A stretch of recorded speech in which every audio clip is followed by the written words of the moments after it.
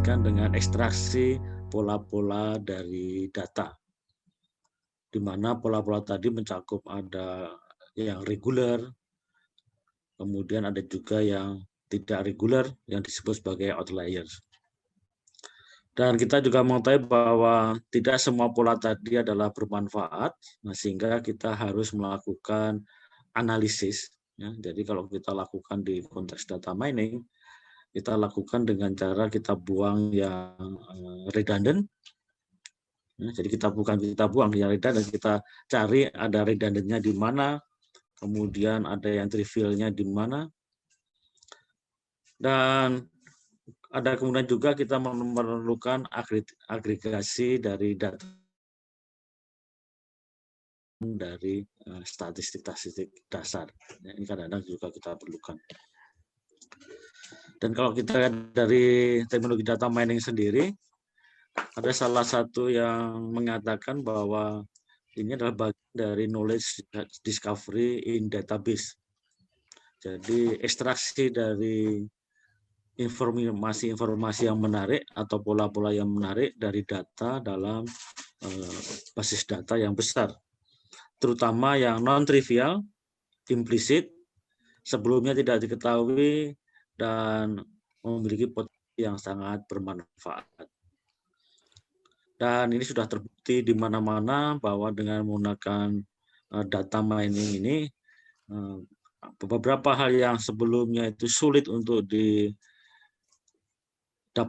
informasinya menjadi lebih mudah didapat informasinya, sehingga bisa membantu menyelesaikan masalah-masalah yang lebih kompleks. Dan kalau kita lihat dari akar daripada data mining, itu salah satunya adalah dari statistik.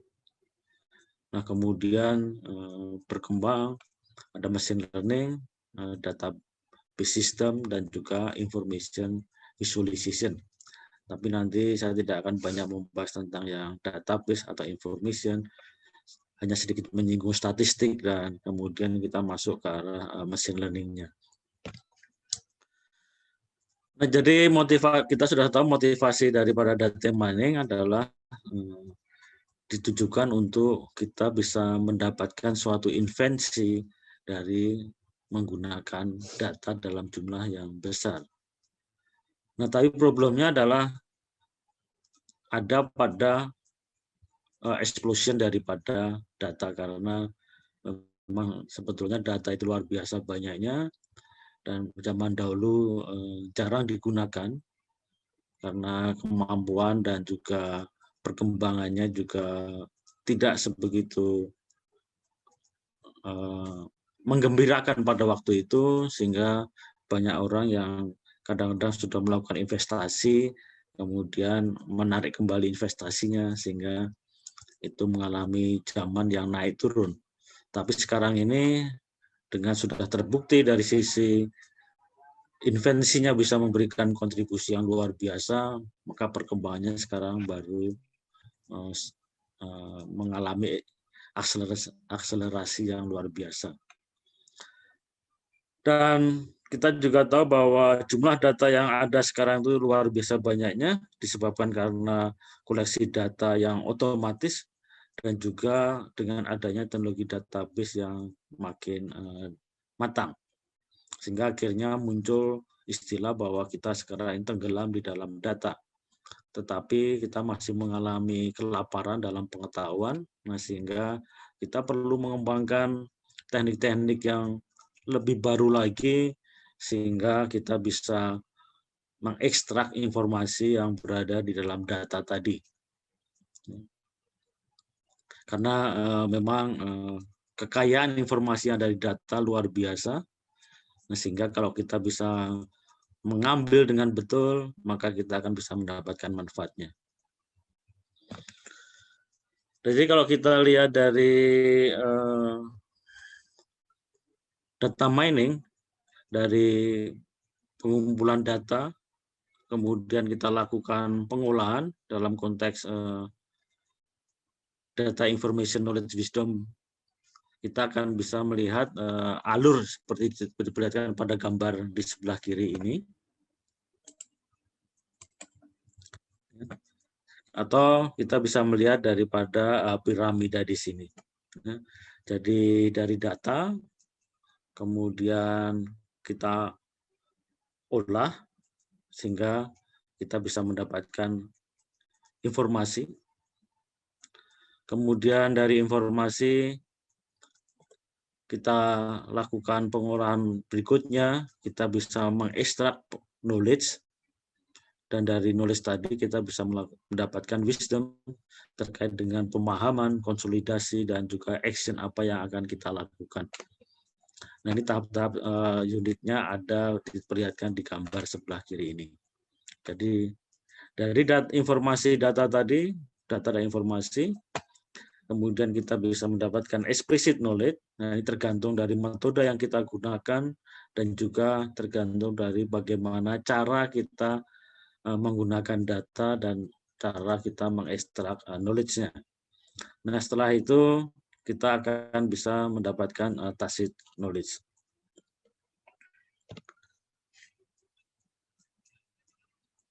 Nah, potensi aplikasinya luar biasa banyaknya. Jadi untuk analisis database dan juga decision support, market analysis dan management, untuk risk analysis and management, untuk fraud detection and management, dan juga aplikasi yang lainnya. Ini adalah beberapa tahap yang biasa dilakukan dalam knowledge discovery dari database.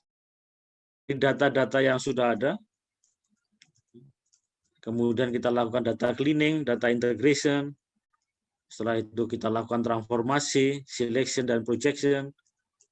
Nah, kemudian kita lakukan data mining, maka kita akan dapat pattern dan lain-lainnya.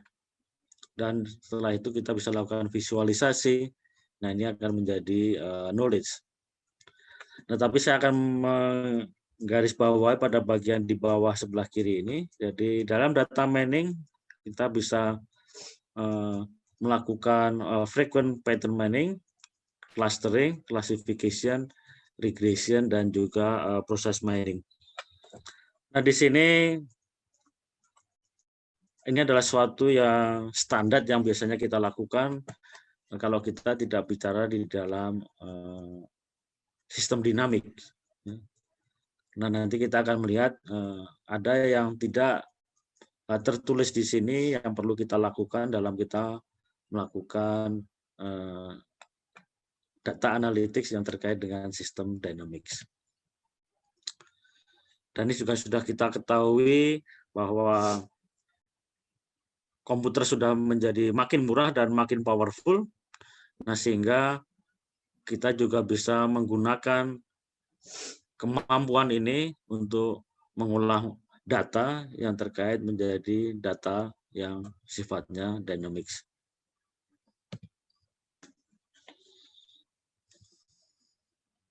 Ini saya lompat saja. Nah, kita juga tahu bahwa origin daripada data mining, jadi originnya adalah, kita lihat data mining ini adalah merupakan suatu bagian yang menjadi interface antara statistik dan AI, mencakup machine learning dan pattern recognition. Sehingga dalam data mining kita juga melibatkan statistik, dan kemudian di dalam data mining kita juga menggunakan machine learning.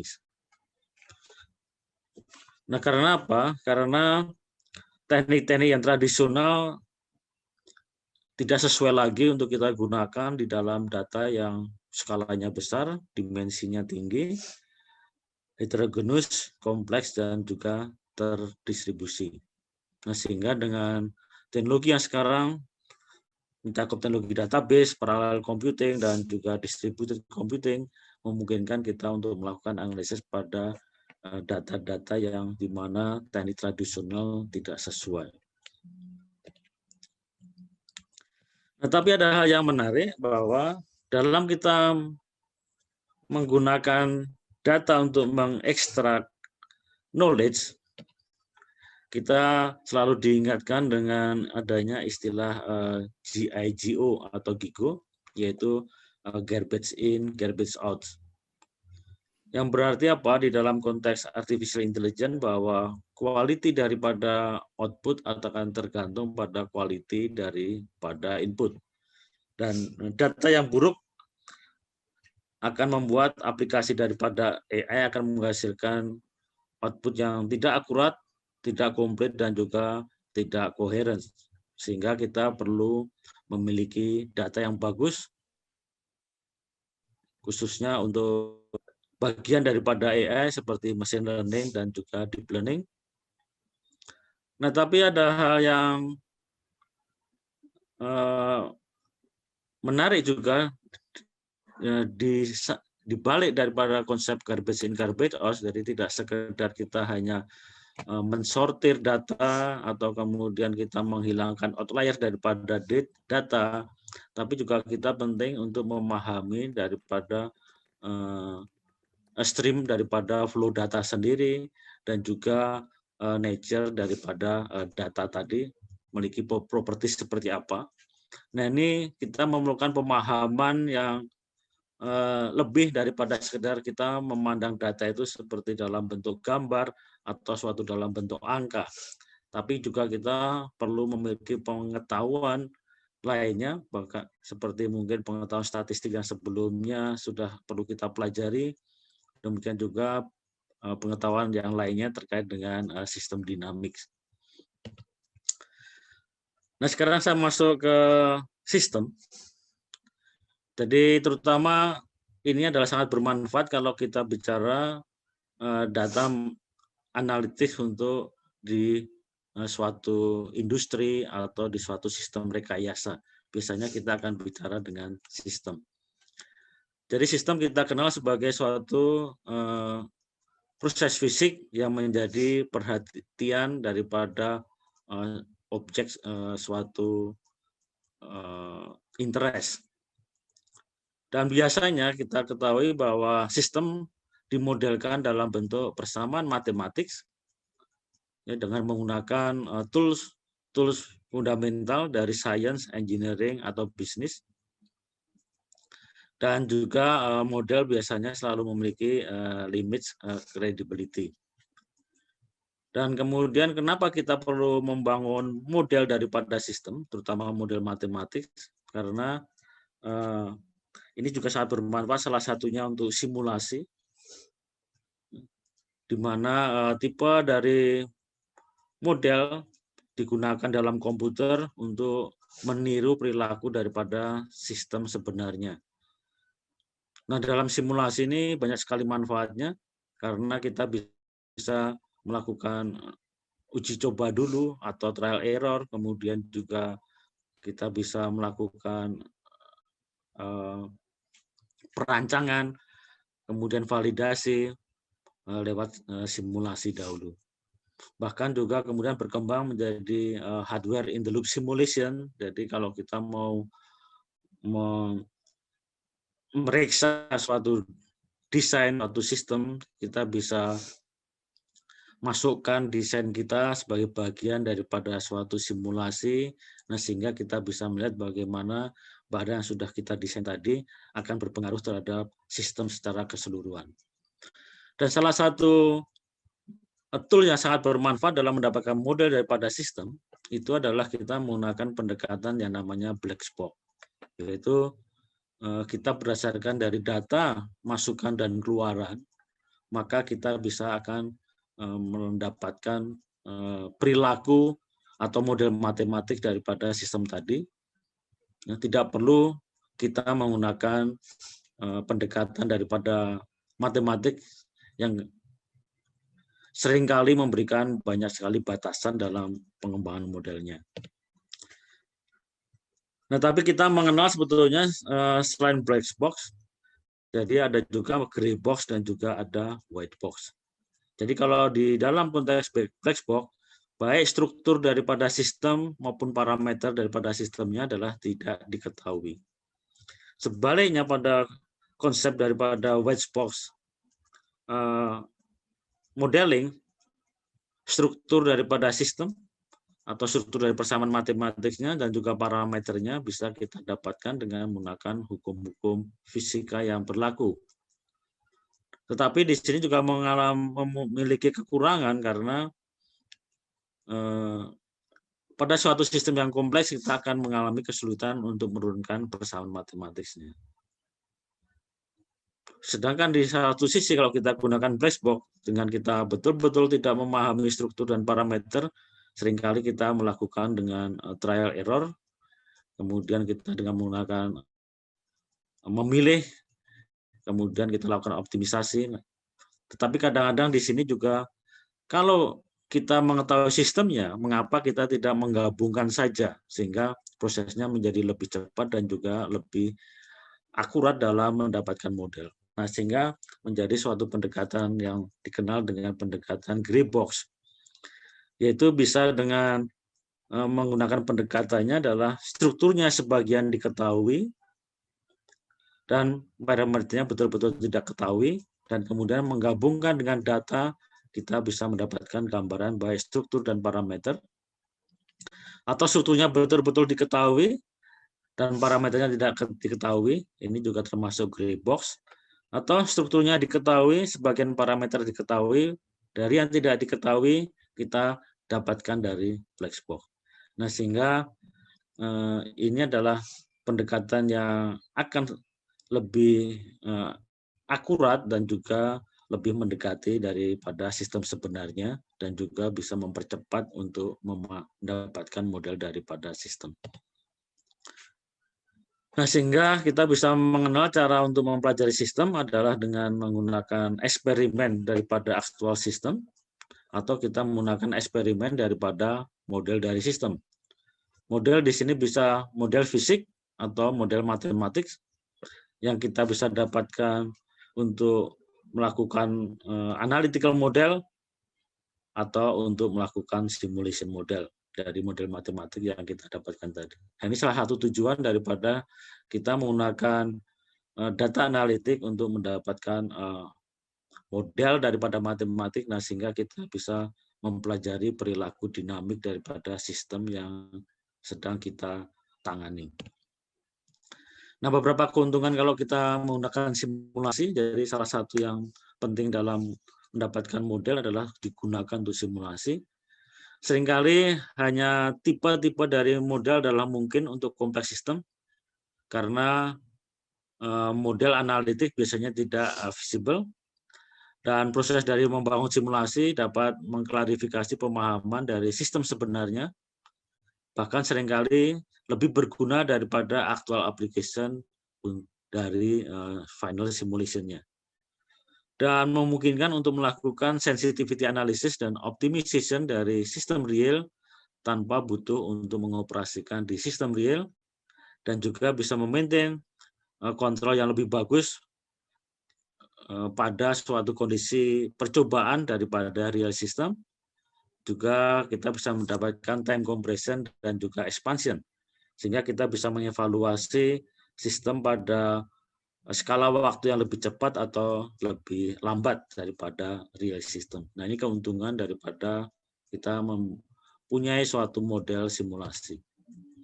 Meskipun demikian ada juga kekurangannya, mungkin bisa sangat mahal dan time consuming. Kemudian juga mudah untuk menyalahgunakan simulasi, misalkan dengan merentangkan dia di luar daripada limit yang mungkin. Dan juga kita bisa melakukan Monte Carlo simulation yang biasanya memerlukan beberapa range pada suatu nilai input. Nah, ini adalah terbalik dengan solusi analitik yang memberikan exact value. Nah, kemudian kalau kita bicara klasifikasi daripada model simulasi, kita mengenal ada model statik versus dinamik, ada deterministik versus stokastik, ada juga continuous versus discrete. Jadi tadi adalah tentang bagaimana pentingnya kita memerlukan model dan juga membangun model, kemudian juga bagaimana kita melakukan pendekatan. Nah, sekarang ada perkembangan baru di dalam machine learning, yaitu adalah yang disebut sebagai hybrid models. Itu adalah physics-based model dikombinasikan dengan machine learning untuk mendapatkan suatu tools baru yang dinamakan enable new theory guided data learning. Jadi konsepnya adalah menetapkan suatu tools box dari suatu pendekatan pemodelan data driven yang tersedia, kemudian mengembangkan suatu kerangka dengan mengkombinasikan model dari data driven dan juga berbasis fisik. Nah, ini adalah salah satu proyek yang dilakukan di UNC. Ya, jadi dia menggabungkan data learning dengan panduan daripada fisika. Nah, sehingga kita bisa melihat di bagian ini, mengapa muncul kebutuhan ini. Jadi kita lihat dalam membentuk suatu model, kita bisa menggunakan tadi white box, gray box, dan black box, ya, sehingga kita bisa lihat bahwa gray box adalah berbasis dari sudut pandang fisika, yaitu dari sudut pandang fisika berarti kita memiliki pemahaman yang baik tentang sistem fisiknya, dan kita mampu menggambarkan matematikanya sehingga bisa menghasilkan suatu theoretical prediction daripada perilaku sistemnya. Sedangkan dari sudut pandang data science, kita tidak teoritis langsung tentang sistem, tetapi kita memiliki banyak sekali data eksperimental pada bagaimana dia berperilaku, dan kita bisa belajar fisikanya dan membuat prediction. Nah, ini kita lihat suatu sudut pandang yang tadi bisa kita lihat dari konteks tadi adalah yang satu white box, yang satunya adalah black box. Nah, sehingga sebetulnya pendekatannya juga sama, pendekatannya mencoba menggabungkan white box dengan black box sehingga menjadi gray box, ya, sehingga menggabungkan learning dengan fisik, sehingga dikembangkan mendapatkan suatu model. Nah, sehingga kita bisa mendapatkan sebut di sini hybrid model. Jadi mengapa butuh machine learning ketika kita sudah memiliki suatu model berbasis fisik atau sebaliknya? Kita bisa melihat bahwa teori dan praktis seringkali diverse based on real world environment, dan solving basic-based model in practice can be complicated and time consuming, and the computational cost of gathering data for machine learning models can be prohibitive. Ya, jadi masing-masing memiliki keterbatasan, ya, dari sisi fisik dan dari sisi komputasional sendiri. Nah, sehingga dengan adanya batasan-batasan tadi, kita bisa dengan menggabungkannya bisa saling melengkapi sehingga bisa kita dapatkan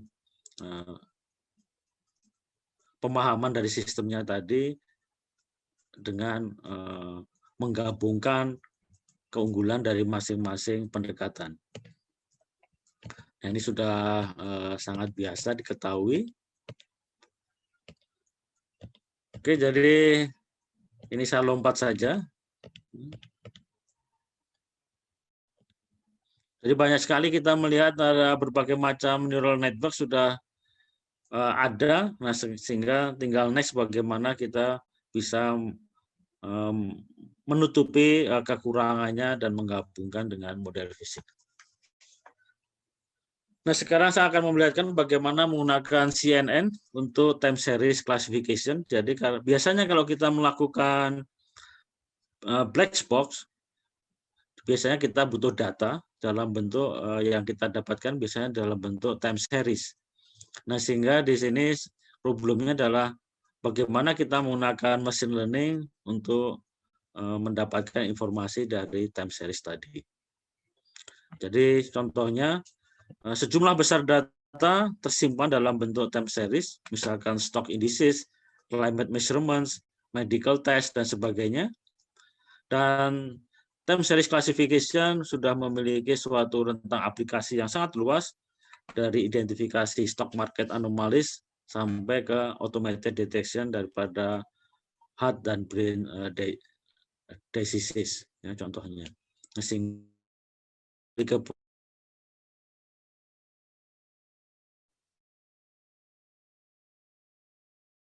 dari time series nulis yang ada dengan menggunakan machine learning. Nah, jadi kita sudah mengenal ada beberapa metode untuk mengklasifikasi time series, dan secara garis besar di tahap pertama ukur perbedaan di antara time series yang kita inginkan klasifikasi. Misalkan kita bisa menggunakan dynamic time warping, atau kita bisa menggunakan tool apapun dari simple statistik, advanced mathematical method, dan sebagainya untuk merepresentasikan time series kita sebagai suatu bentuk vektor tertentu. Nah, sehingga di dalam stage kedua ini kita perlu menggunakan beberapa algoritma untuk mengklasifikasi data kita, dan ini bisa dari k-nearest neighbors dan SVM sampai ke deep neural network model. Tetapi ada yang menarik di sini adalah ada satu hal yang menyatukan metode ini, bahwa mereka semuanya memerlukan some kind of feature engineering sebagai suatu tahap terpisah sebelum klasifikasi dilakukan. Dan untungnya ada model-model yang tidak hanya mencakup fitur engineering dalam satu kerangka, tapi juga mengeliminasi kebutuhan lain untuk dilakukan secara manual. Nah, sehingga kita bisa mampu mengekstrak fitur dan juga meng-create suatu representasi informatif dari time series secara otomatis. Nah, contohnya kita bisa menggunakan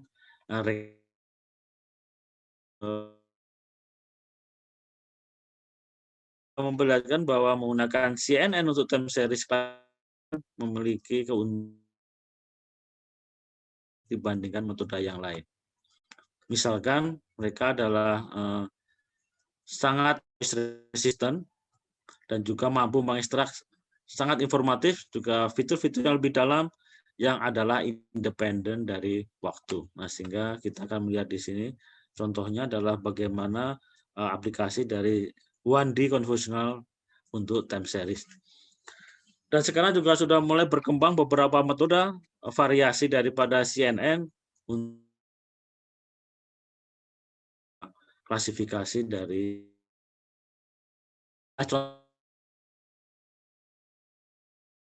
untuk time series. Jadi misalkan kita memiliki suatu time series dengan panjang N dan lebarnya K, maka panjang adalah merupakan jumlah daripada time step, dan lebar adalah jumlah daripada variabel di dalam kasus time series multivariabel. Nah, sebagai contoh kita ada data elektroencephalografi, di mana di sini dihasilkan dari sejumlah kanal, ya, yaitu adalah node-node yang dipasang di kepala dari seseorang, atau juga misalkan data time series dari cuaca yang bisa mencakup variabel seperti temperatur, pressure, dan juga humidity. Dan kemudian convolution kernel selalu memiliki lebar yang sama sebagaimana time series, sedangkan panjangnya bisa divariasikan. Nah, sehingga cara ini adalah kernelnya akan bergerak di dalam satu arah dari awal time series menuju ke akhir daripada time series, dan sehingga melakukan konvolusi, ya. Jadi kita bisa lakukan seperti ini.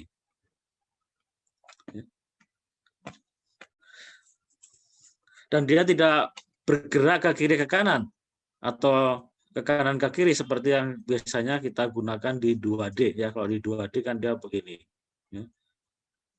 Begini, ya. Kalau ini enggak, ini dari awal time series sampai ke akhir daripada time series kernelnya.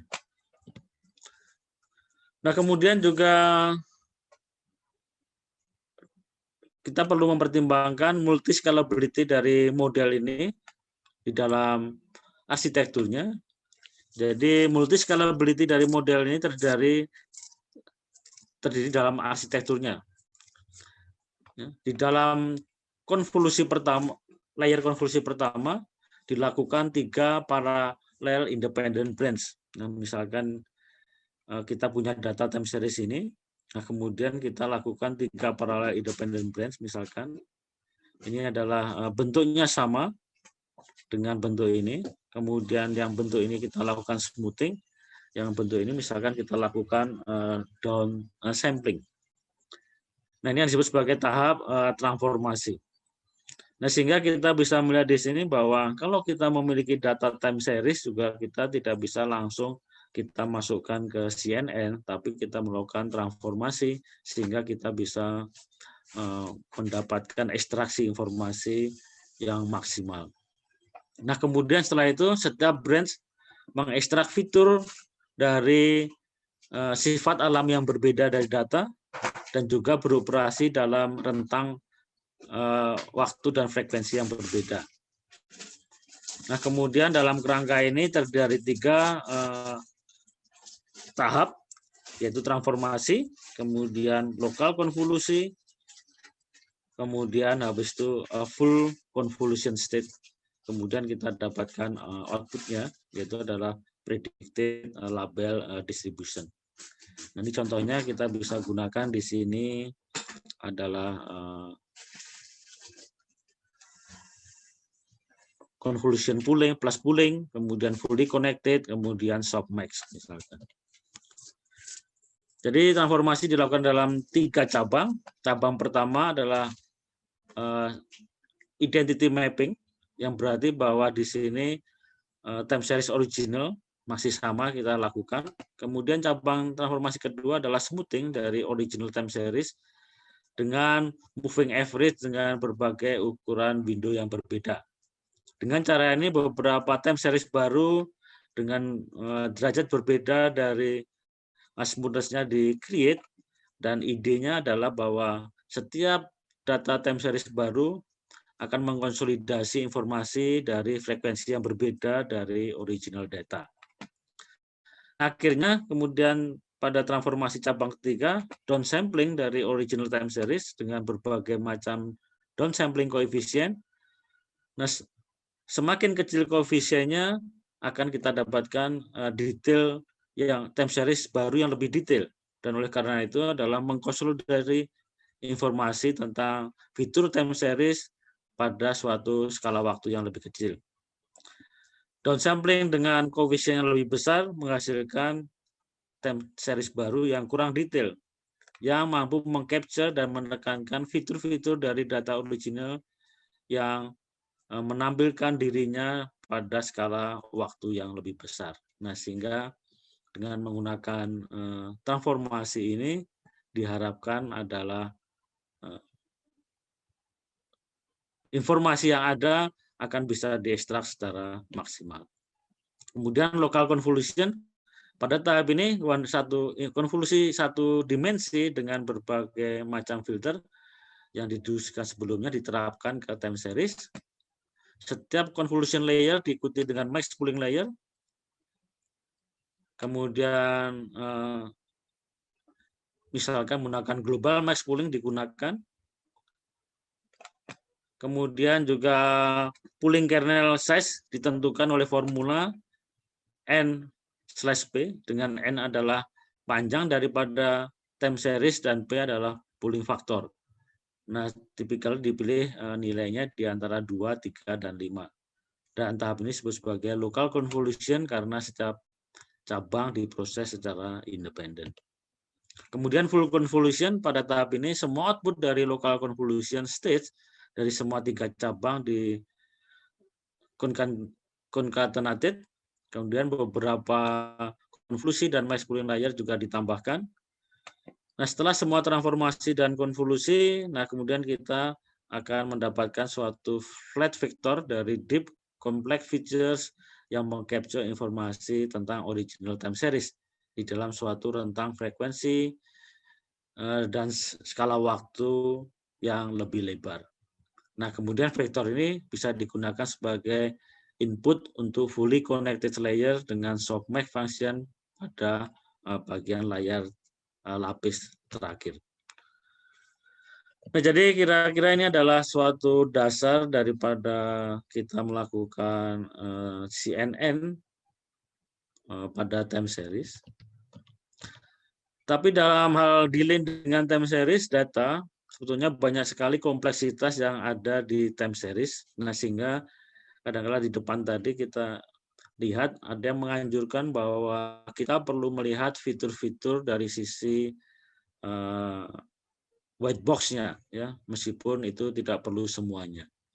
Nah, contoh misalkan kita bisa punya berbagai macam bentuk data time series, misalkan ada yang A, B, C, D, E, F, G, H, I. Jadi kalau kita melihat data ini, kita kalau yang sudah berpengalaman melihat data ini, kita kan bisa tahu, oh data yang A akan memiliki karakteristik seperti ini, data B karakteristiknya seperti ini.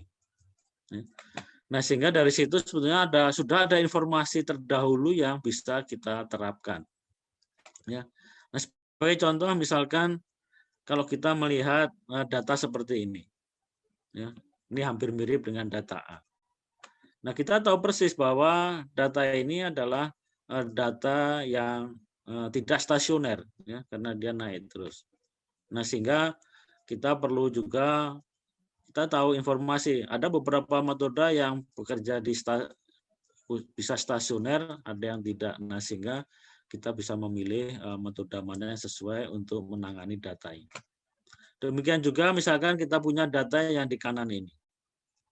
Ya, kelihatan ini datanya stasioner. Ya. Tetapi kalau kita amati lebih lanjut, ini adalah suatu bentuk time series yang terkenal dari namanya Magic Glass, dan itu adalah merupakan suatu chaotic time series. Nah, kalau kita lihat persamaan Magic Glass itu adalah bentuknya seperti ini. Dan kalau kita bicara misalkan data chaotic, seringkali kita perlu mempertimbangkan yang namanya Lyapunov exponent, ya, sehingga kita bisa melihat derajat chaoticnya, kemudian kita juga bisa melihat variabel apa dari Lyapunov exponent yang bisa kita dapatkan. Nah, sehingga ini bermanfaat juga untuk kita masukkan ke dalam bentuk modelnya. Dan selain itu juga Magic Glass sendiri itu juga memberikan formula. Ada formula untuk mengidentifikasi data dan juga bagaimana menggunakan time series data daripada Magic Glass sehingga kita bisa dapatkan nanti identifikasi yang sesuai dan menghasilkan suatu error yang lebih bagus. Sehingga penting di sini adalah pesan yang disampaikan di bagian PowerPoint ini adalah bahwa dalam menangani time series data, kita perlu memiliki juga pengetahuan tentang karakteristik daripada data tadi, nah sehingga kita akan bisa menentukan fitur-fitur apa yang akan kita masukkan di dalam melakukan transformasi, ya seperti tahap di sini, ke dalam machine learning-nya. Ya, karena kalau tidak, apa yang kita dapatkan nanti adalah garbage in, garbage out. Ya. Jadi terlalu kompleks kadang-kadang, sehingga itu bisa jadi kadang-kadang di luar daripada batasan-batasan daripada sistem yang sebenarnya. Nah, sehingga kalau kita bisa lakukan dengan pemahaman daripada data tadi, itu akan membantu, kita akan membantu daripada bagian machine learning untuk bisa mengidentifikasi informasi dengan lebih akurat. Ya, ini misalkan. Nah, sebagai contoh, ini adalah salah satu pekerjaan dari mahasiswa, yaitu menggunakan prediksi arus lalu lintas jangka pendek menggunakan deep learning. Ya. Jadi di sini dilakukan 2 eksperimen, yaitu menggunakan ada 2 eksperimen, eksperimen pertama dan eksperimen kedua. Ya, eksperimen pertama adalah mencoba untuk menggunakan beberapa algoritma seperti MLP, CNN, dan juga LSTM untuk melakukan prediksi. Kalau di eksperimen 2 adalah untuk melakukan prediksi secara simultan dari suatu persimpangan jalan dengan menghubungkan masing-masing ruas jalan yang menyusun simpang tadi. Jadi kalau yang eksperimen pertama ini hanya menampilkan untuk satu simpang dari suatu persimpangan saja. Nah, ini sebetulnya adalah untuk mengetes mana algoritma yang cukup efektif. Meskipun demikian, seperti saya jelaskan di depan tadi, ini masih belum merupakan suatu konklusi yang final karena masih banyak aspek yang belum dipertimbangkan di dalam alur pengerjaan ini. Ya, contohnya seperti yang sudah kita bahas tadi, dalam hal pengolahan data di sini ini belum dilakukan secara maksimal dan juga dalam membangun suatu mesin learning-nya yang kompleks juga belum dilakukan. Ya, ini karena masih dalam tahap sangat awal sekali. Nah, jadi misalkan diberikan data dan ini adalah evaluasi performa yang digunakan untuk mengukur bagus tidaknya algoritma yang dilakukan. Jadi contoh di sini adalah digunakan data sintetik dari suatu data yang ada di simulator namanya PTP Visim. Ini adalah suatu simulator yang sangat populer untuk masalah transportasi, maaf bukan transformasi, tapi transportasi. Dan ini sudah kami buat dengan memvalidasi simulator ini dengan data yang diambil dari sensor yang kami jalankan di jalan untuk perempatan di Bandung ini, dan juga dari data observasi manual, nah sehingga kira-kira akurasi dari simulator untuk perempatan di daerah Asia Afrika, kemudian Sunda, sampai ke veteran, kemudian Tamblong. Nah, ini simulasi ini sudah cukup akurat. Untuk kasus pekerjaan ini hanya melihat di simpang 5. Ya, ini jadi dari Ahmad Yani, kemudian ini Sunda, ke Subroto Asia Afrika. Nah, ini Sundanya di sini ya, Sunda sampai menuju ke sana. Dan pada eksperimen pertama hanya di nomor 5 saja, kemudian di kedua adalah dipakai untuk ke 5 simpang. Jadi, nah salah satu yang dilakukan di sini adalah dari data, maaf ini datanya agak berada di belakang. Nah dari data ini, maka perlu dilakukan analisis dahulu. Nah ini dilakukan analisis hanya sederhana. Jadi dilakukan analisis menggunakan partial autocorrelation. Jadi kalau kita sudah bekerja di time series, kita mengenal bahwa partial autocorrelation sangat bermanfaat untuk memprediksi berapa data yang masih berkorelasi, nah sehingga kita bisa menentukan berapa sliding window yang sesuai untuk data yang akan kita masukkan. Nah di sini dapatkan bahwa dari partial autocorrelation kita dapatkan angkanya 15, sehingga kita perlu masukkan data adalah hanya berarti output sekarang tergantung dari 15 data sebelumnya, ya, mengacu di sini. Nah sehingga dari sini didapatkan bahwa sebagai input adalah hanya 15 data saja. Ya, untuk yang MLP, nah kemudian ini juga untuk pakai CNN, ini juga digunakan slidingnya adalah menggunakan 15 tadi. Nah sehingga dari eksperimen ini didapatkan hasil, ini adalah untuk MLP,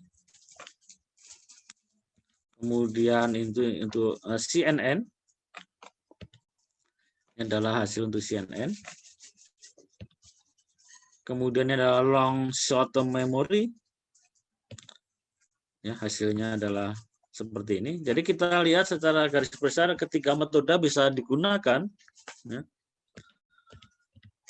dengan hasil yang berbeda-beda. Nah kita lihat evaluasi di sini, MLP, MSE 50,38, MAE 5,53, R2-nya 0,99, CNN 47,42, MAE-nya 5,39, 0,99, dan LSTM adalah 49,16, MAE 5,15, dan R2-nya 0,99.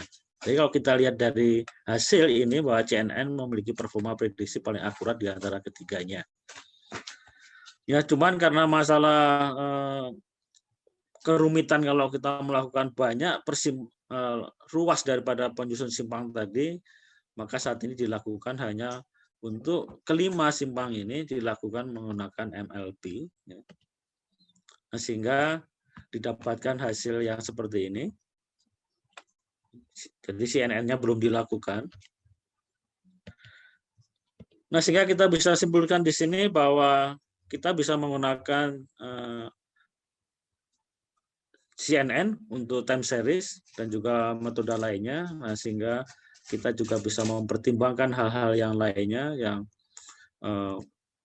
masih terbuka untuk bisa diterapkan selain daripada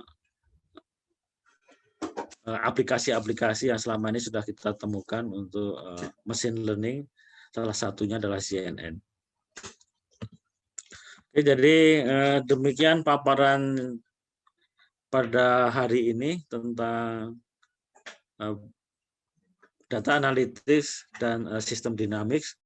Ya, jadi tujuan di sini adalah bagaimana kita bisa menggunakan pendekatan daripada data time series, nah sehingga kemudian kita menggunakan machine learning untuk melakukan